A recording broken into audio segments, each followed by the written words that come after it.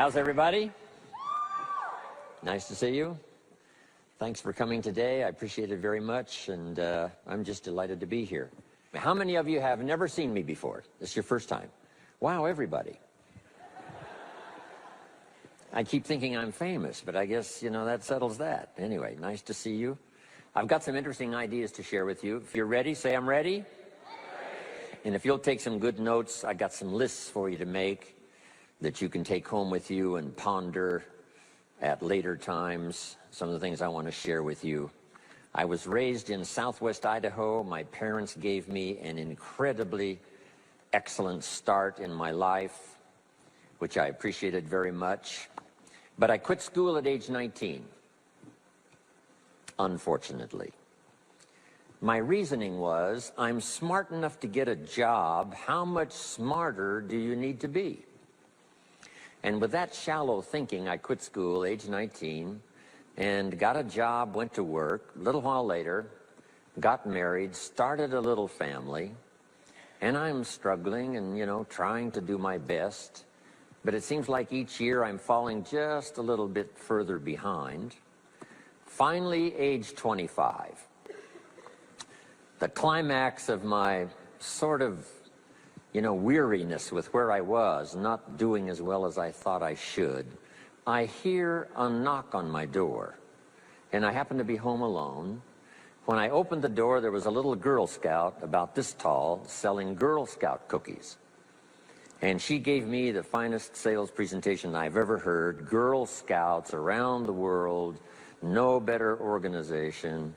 And we've got these cookies, only $2, several flavors. And with a big smile, she very politely asked me to buy. No problem, I wanted to buy. Big problem, I haven't got $2 in my pocket. Now, I'm a grown man, I live in America, I've been to 1 year of college, I'm married, I've got a family, and I don't have $2 in my pocket. And I didn't want to tell her that. So I did what I thought was next best. I lied to her. I said, hey, look, I've already bought lots of Girl Scout cookies. I've still got plenty in the house that we haven't eaten yet. And she said, oh, that's wonderful. Thank you very much. And she leaves. When she leaves, I say to myself, I don't want to live like this anymore. I mean, how low can you get lying to a Girl Scout? I mean, that's about as low as you can go. But I promised myself that day I was going to start my search of finding opportunity, finding somebody who could teach me and coach me on doing much better for myself and for my family and for my future. And shortly after that, I met a most extraordinary man, very wealthy, but a friend of mine said, you've got to meet this man. He's rich, but he's easy to talk to. He's got a unique philosophy of business and life. And the more he told me about this man, the more I said, I've got to meet this guy. And shortly after that, I had a chance to meet him. Sure enough, when I met him, I was impressed. Obviously, he was rich, but he was friendly and easy to talk to. And I said to myself, if I could just get around someone like him, and if he would coach me, I would be willing to learn anything. I'd love to be like him. Well, my good fortune was he invited me to join his company, and over the next 5 years, my dream came true. He coached me and taught me how to turn my life from pennies to fortune.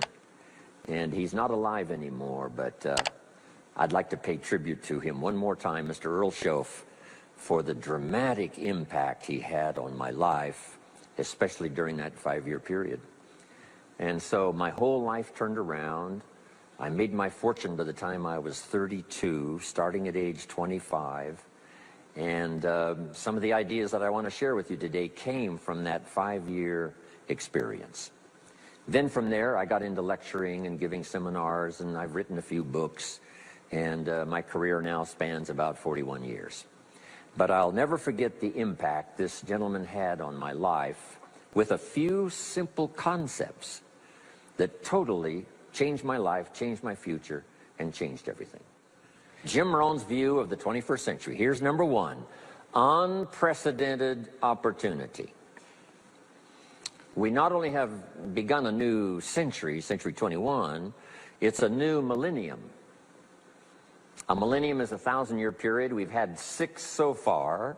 This is the beginning of the 7th millennium, and some scholars tell us that this could very well be an extraordinary time for the human race, this 7th millennium. And there's probably a lot of good reason that that is probably true. Unprecedented opportunity. We've now got the technology. We pick up a telephone now and talk to somebody on the other side of the world. Transportation now is so easy. I get on an airplane in Los Angeles, and 13 hours later, I'm in Tokyo. 5 meals, 3 movies, and you're there. I mean, you know, it's a simple deal. Anyway, we've got technology, we've got transportation, we've got all the rest, right? So this is going to be a time of unprecedented opportunity in every field you can imagine, every industry, every country. It's going to be the greatest period of opportunity time in the history of the human race, the 21st century, especially these opening years of the 21st century. So that's number one, unprecedented opportunity. Now here's the second note to take. Now also keen competition, because we now play the world game. And it's not just competition across the street and company to company and, you know, division to division and, you know, company to company. Now it's worldwide competition. A job now becomes available. Does it go to someone in Minnesota or someone in India? Worldwide competition. So now you've got to be ready to cash in on the opportunity, but you've also got to be ready for the competition. So I've got some interesting ideas on how to be prepared for both opportunity and competition in these opening years of the 21st century. Here's some of my best advice. Number one, you've got to have more than one skill. It's okay to have one skill, but I'm telling you, if you want economic safety for the future, especially this century, my personal opinion, you need more than one skill.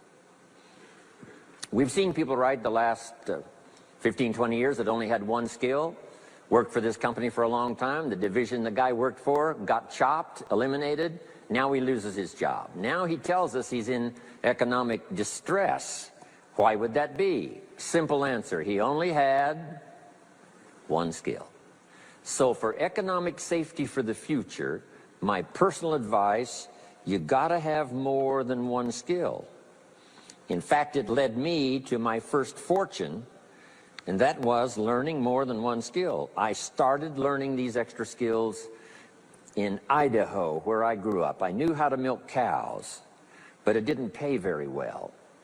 Then someone gave me this incredible advice. If you want to lay the foundation for a future fortune, you've got to learn more than one skill. And I started that process age 25. Here's the first one, and I started part-time, a little sales job that I got. A product that I believed in, learned how to present it well enough for somebody to say yes, gave excellent service so that that would lead to multiple sales, and this little extra part-time job in sales absolutely started multiplying my income. From milking cows, now I've got this ability now to start getting customers, keep them serviced, and make some money in this extra skill. So now I've got 2 skills, milking cows and finding customers. Here's the next skill I learned, just to give you a quick list. Next was finding good people. If you've got a little enterprise going and you need some people, you have to just go look for them. And when I learned this skill, finding good people for my little enterprise, I couldn't believe how it drastically changed my income. My income now starts to multiply, not just increase. So now I've got what? 3 skills: milking cows, getting customers, finding good people. I'm on my way. Here's the next one that paid me big money, in case you're interested, and that's organizing. Organizing simply means getting people to work together. Big challenge, but if you learn this skill, getting people to work together, they pay extraordinary money. Here's the next one that really increased my income substantially, and that's promotion and recognition. Rewarding people for small steps of progress. I mastered this one. And here's the philosophy behind it. Be so busy giving other people recognition you really don't need it for yourself. I mastered this. Guess what it pays?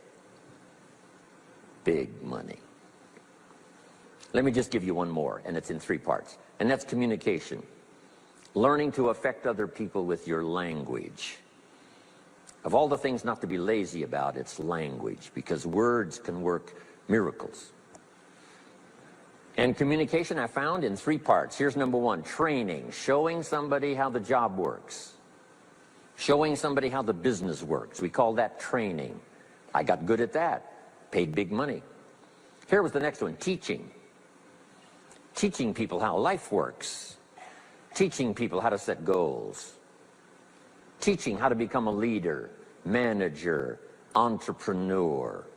Stepping up to the higher opportunity and better challenge. This one paid me extraordinary money. But this one paid the best. Learning to inspire. Helping people to see themselves better than they are. So I've got how many skills, right? A big long list. So, safety, economic safety for the future, especially the opening years of the 21st century. Learn more than one skill. Here's number 2. It would be good to learn more than one language. Some of my business colleagues who speak 3 or 4 languages earn $3-4 million a year. One of my friends, Leon Weisbein from Russia, I remember when he was making $3 million a year, he spoke 3 languages. Here's what he said: I think I'll learn another language, make another $1 million. Those extra languages are so valuable. When I travel the world, I got to find somebody that knows more than one language, or I'm in deep trouble. If you think the time has passed you by to learn that 2nd, 3rd language, make this note. You heard it from Jim Rohn. Give it as a gift to your children. The 2nd language. Maybe that'll inspire them to learn the 3rd language, and then no telling where it might go from there. I asked a school teacher one time, how many languages can a child learn? Here's what she said: as many as you will teach them. They don't lack capacity, they don't lack intelligence, they certainly don't lack curiosity. They only lack a teacher. So you got my good advice now? More than one skill, more than one language. Here's the rest. Learn the simple economic formula that works for everybody, and I can give it to you in just a couple of sentences. A simple economic formula. Kids can understand it. Anybody can understand it. Anybody that wants to get paid. Here's the language for your notes. We get paid for bringing value to the marketplace.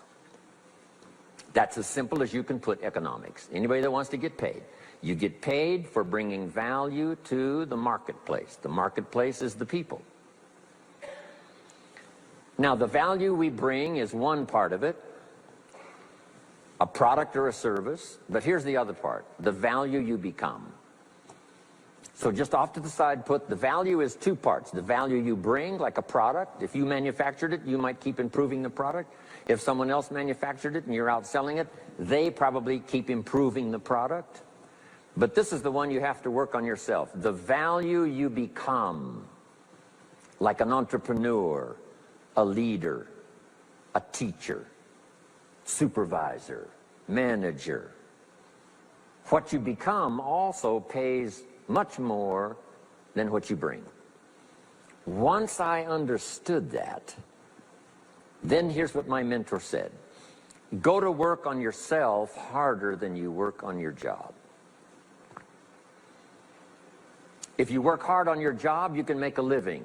Then, he said, if you work hard on yourself, you could make a fortune. So I worked hard on my job and made a living, but I learned, starting with those extra hours per week, learning these extra skills, I started working on myself. And here's a philosophical phrase everybody should take home. Here it is. Success is something you attract by becoming an attractive person. Success is not something you pursue. It's what you attract by becoming attractive. By becoming attractive to the marketplace. What would do that?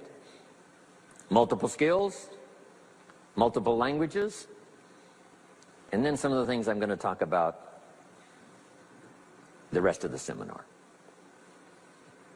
So, now what else would help you to be attractive to the marketplace besides more than one skill and more than one languages?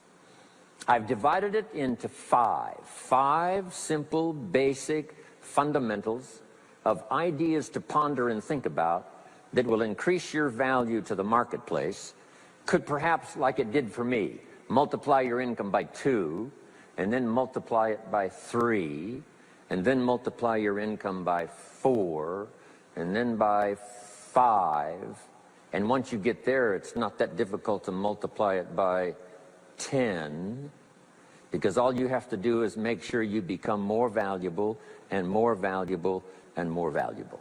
You don't have to work on the economy, because here's the first note. Each person's income is determined primarily by their philosophy, not by the economy. Once I understood that, then I said, well, I don't have to go to work on the economy. And the answer was no. You only have to go to work on yourself to make yourself more valuable. So now here's 5 things I want to share with you. And the first one is your personal philosophy. What could get you more prepared and ready for cashing in on the opportunity of the 21st century? And here's the first one, personal philosophy. Your personal philosophy is like a guidance system that helps you make decisions what to do, what not to do. From the information you get and what you learn and what you know, we decide.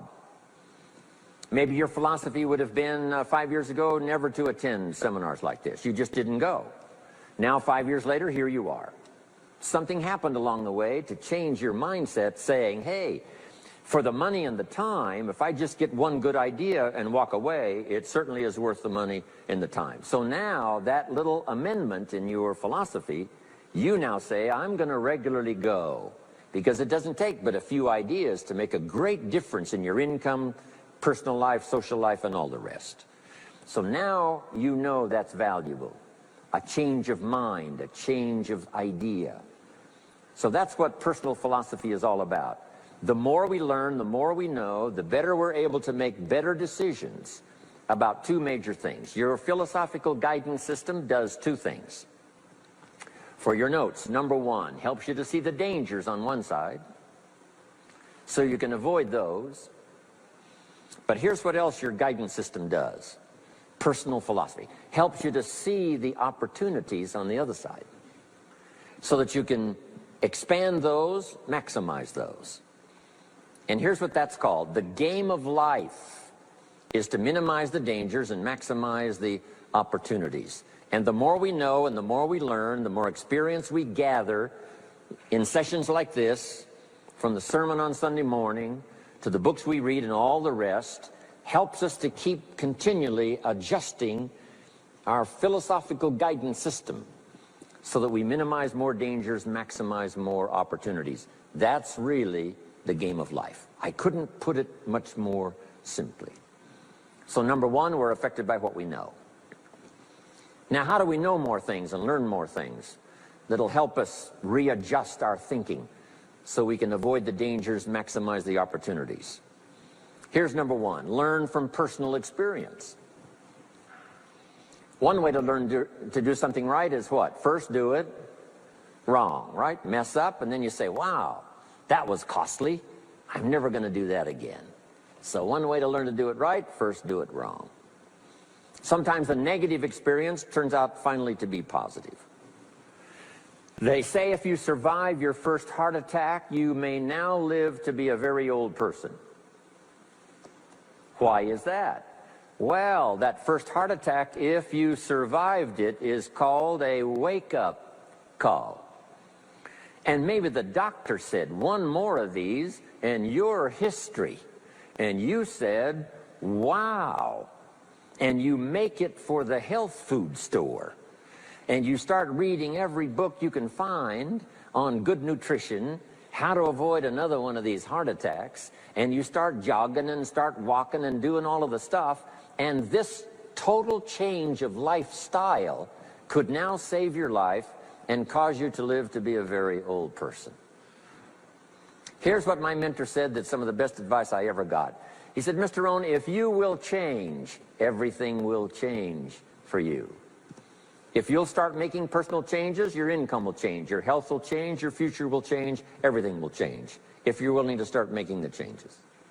So sometimes a negative experience now causes us to really make a sudden shift in our philosophical guidance system that says, hey, I'm never going to let this happen to me again.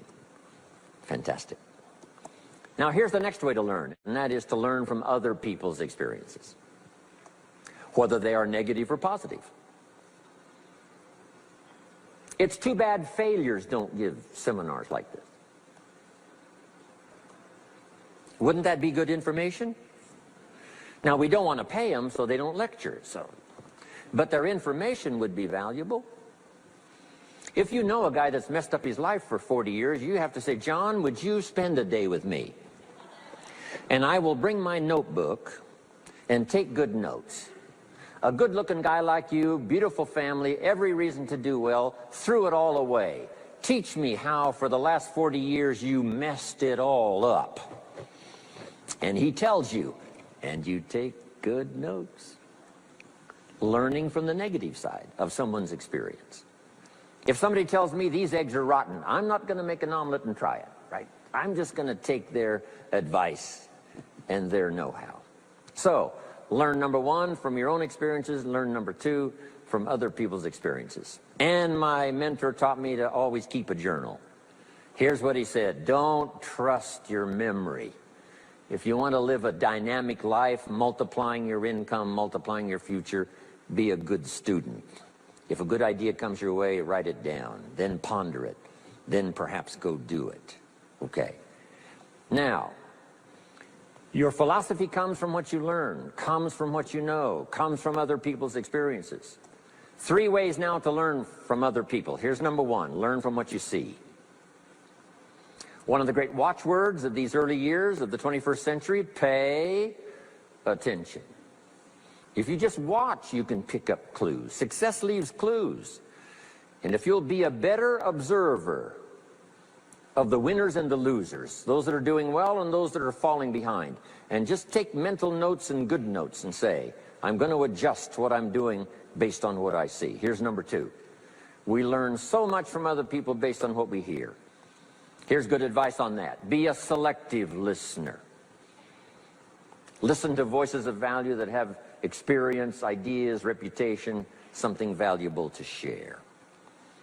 Now here's number three. Read all the books.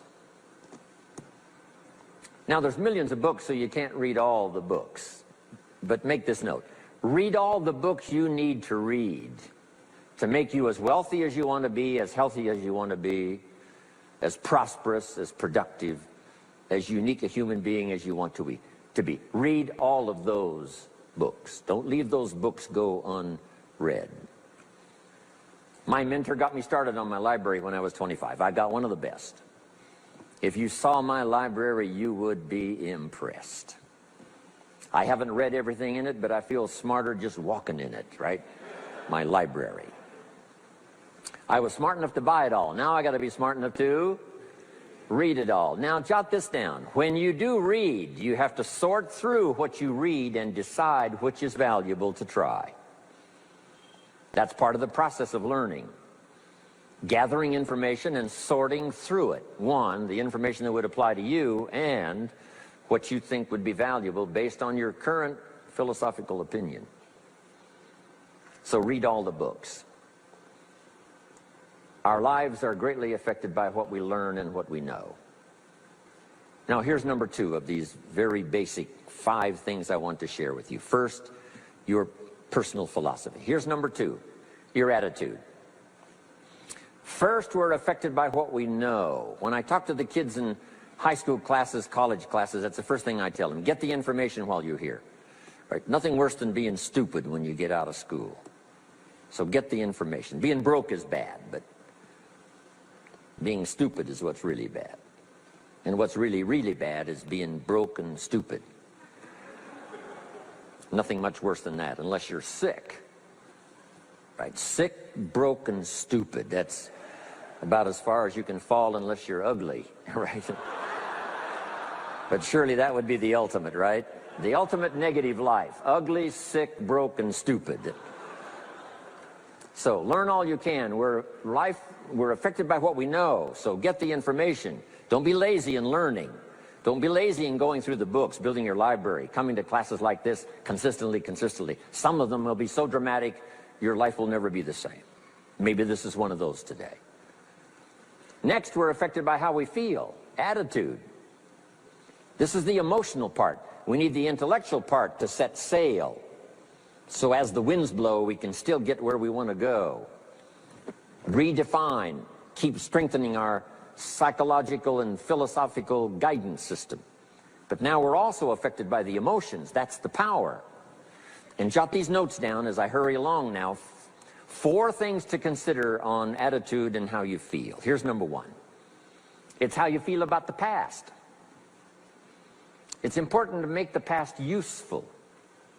Past experience, even past losses, past failures, as well as successes. To review it and go back over it, see where you went wrong, correct that, invest that now in the future. Don't live in the past, and don't carry the past around like a burden, but simply use your past as one of your mentors to help refine mistakes, make some changes that you can invest now in the future.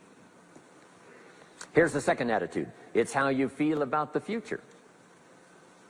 We look back for experience, but number 2, we look forward for inspiration. Now, where does the inspiration come from? Looking forward. Here it is, learning to set goals. Number 1, decide what you want. Takes more than 5 minutes.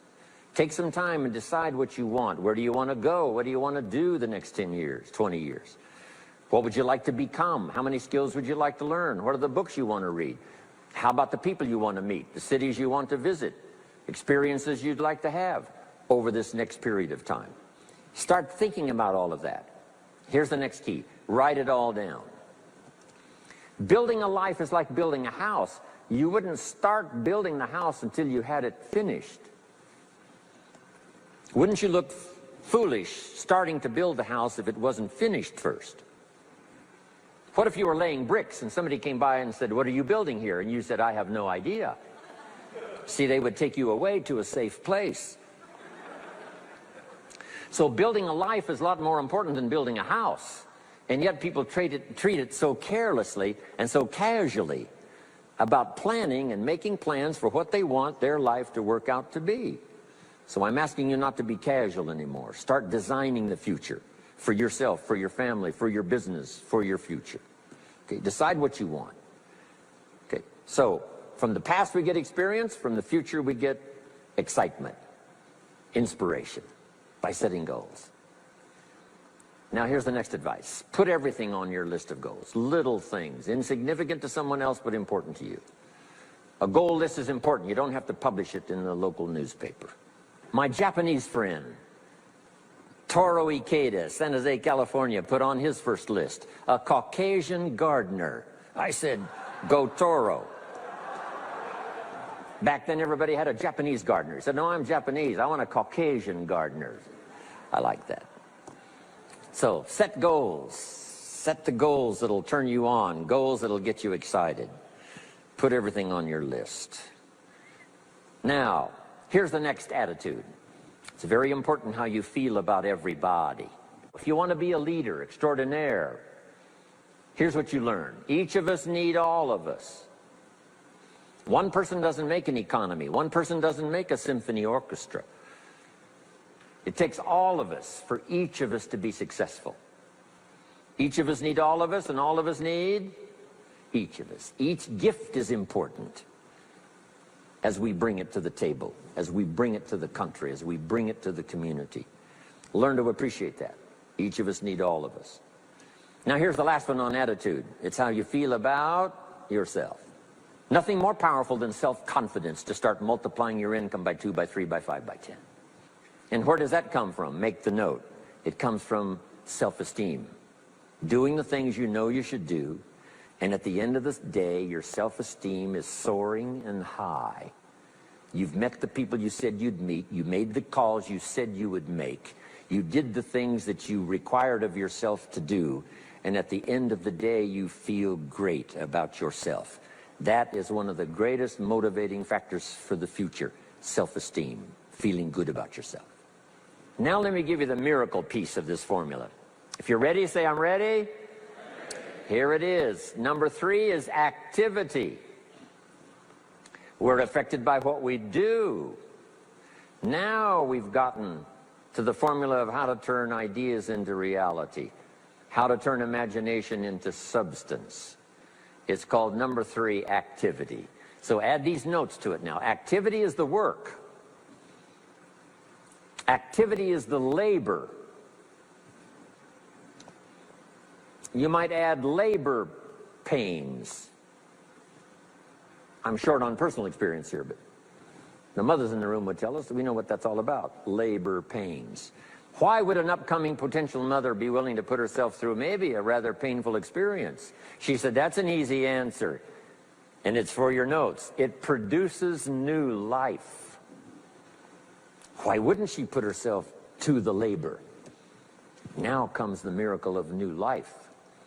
And whether it's new career life or new business life or new friendship life or new married life or new life of any kind, it has to come from the work. It comes from the labor. In fact, labor was so important. Here was the original formula for labor. If you have forgotten it, remind yourself. For your notes, 6 days of labor and what? 1 day of rest. Now, it's important not to get those numbers mixed up. Why is that? Here's why. Why not 5-2? I don't know. Maybe 5 and 2 would be okay. If God would have thought of 5 and 2, he might have made it 5 and 2. Right? You can't think of everything when you're putting one of these together. But maybe one of the reasons for 6-1, jot this down now. If you rest too long, the weeds take the garden. Not to think so is naive. As soon as you've planted, the busy bugs and the noxious weeds are out to take it. So you can't linger too long in the rest mode. You've got to go back to work. 6 days of work, then rest and spirituality and friendship and change of pace.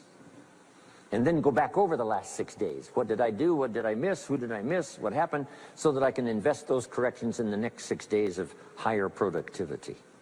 Have you got that now? 6 days of work, 1 day of rest. Don't get the numbers mixed up. Activity. Now, activity finishes the miracle. Good question for your notes. How did this convention center get here?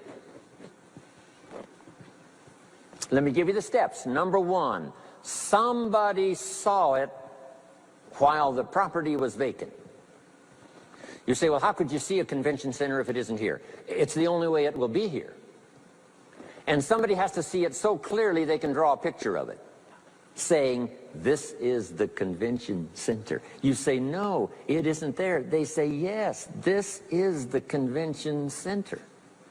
The artist's rendering shows you a picture of what isn't there.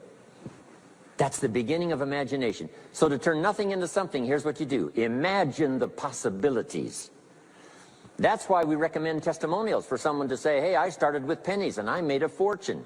And when they finish, sometimes they say something like this. If I can do it, what?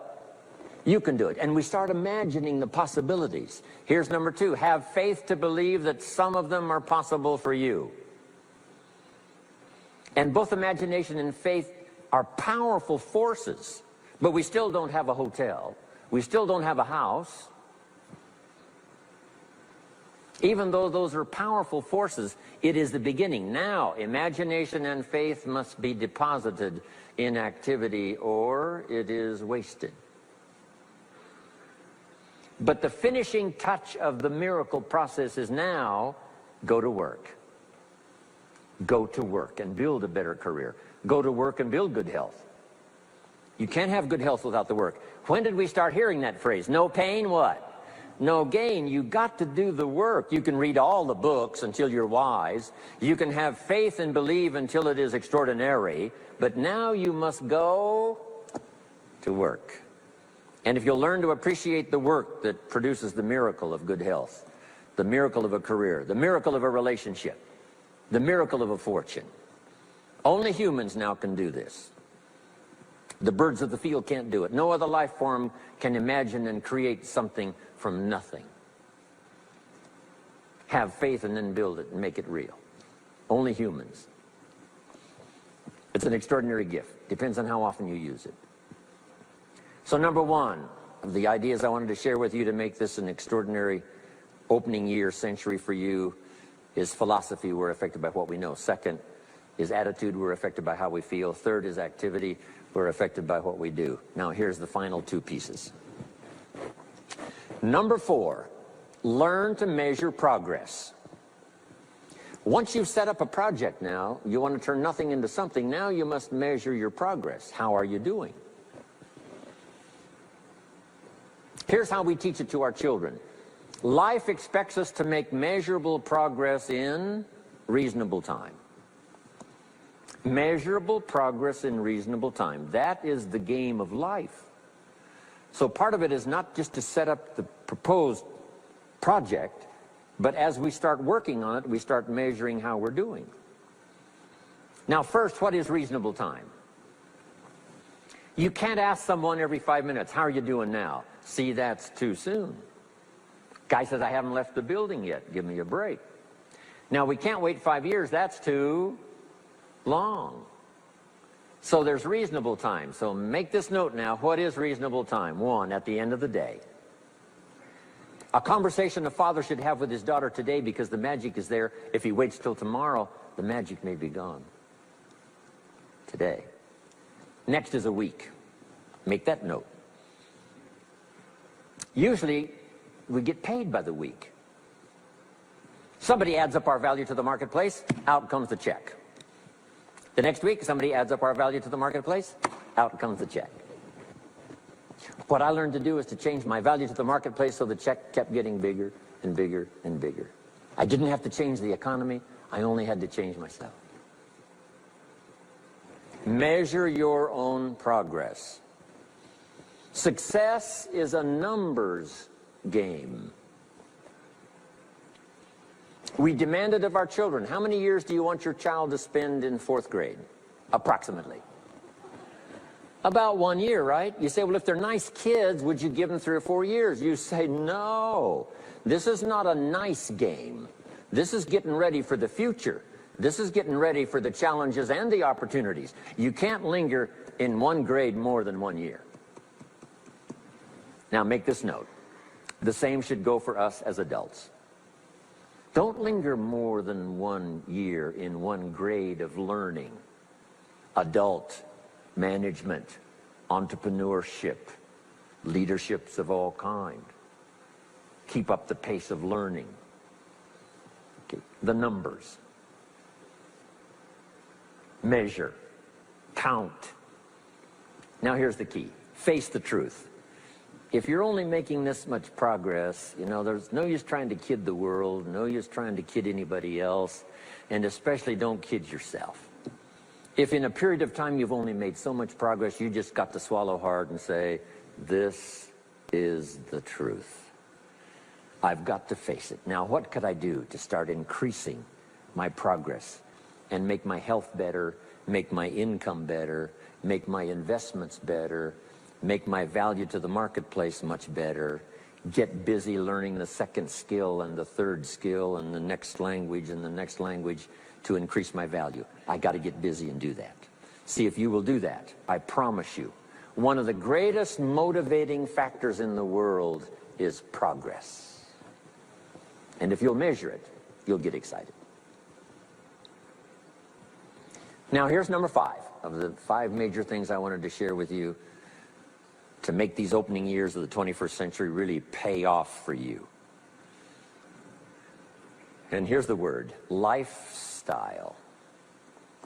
Learning to live well, because the ultimate essence of life is not a Ferrari. The ultimate essence is not a home. The ultimate essence is not a bank account. It's not $1 million. It's not a fortune. Here it is. The ultimate essence of life is learning to live a good life. That's the key. Whether you have modest resources or whether you have mega millions, either way, the real key is learning to live a good life. And so in my closing 5 minutes, let me give you what I think is a good list. Now, this is the short list. In other presentations, I cover a longer list, but this is called Jim Rohn's short list for living the good life. Here it is. Number 1, productivity. You really won't be that happy if you don't produce. And here's the next bit of advice on that.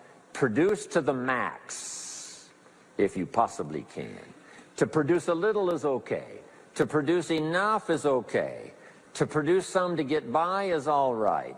But why not try productivity to the max? Andrew Carnegie, who built the steel industry back in the 30s, here's what Andrew said. I'm going to spend the first half of my life accumulating money. I'm going to spend the last half of my life giving it all away. He got so inspired by that goal that the first half of his life he accumulated $400 million, which back in the 30s was a lot of money. A mega fortune. Guess what he did the last half of his life? He gave it all away. I got a good question for you as we close. Here's the question. What's got you turned on?